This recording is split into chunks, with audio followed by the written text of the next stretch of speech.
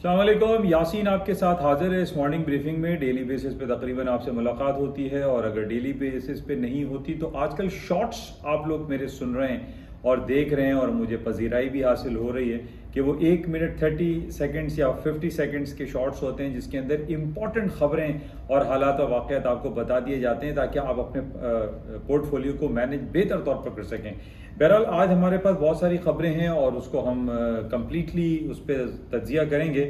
اور سب سے پہلے ہمارے پاس رات کو آنے والی انویڈیا کمپنی ہے، جیکسن ہول سمپوزیم ہے، برکس کمپنی، برکس جو ایک فارم ہوا ہے، ایک پلیٹ فارم 5 ممالک کا، اس کا آج اختتامی اجلاس ہے۔ اس پہ تھوڑی سی بات کرتے ہیں اور دیکھتے ہیں کہ گولڈ، سلور، کموڈٹی ایکسچینج جو ڈیفرنٹ ریٹس ہیں اس پر کیا اثرات پڑتے ہیں۔ تو تھوڑی دیر میں آپ سے ملاقات کرتے ہیں yasinanalysis.com پر۔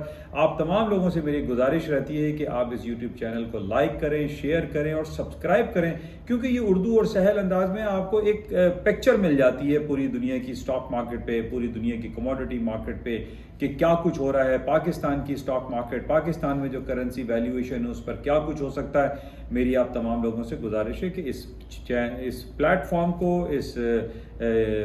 زیادہ سے زیادہ لائک کریں اور سبسکرائب کریں۔ تھینک یو، خدا حافظ۔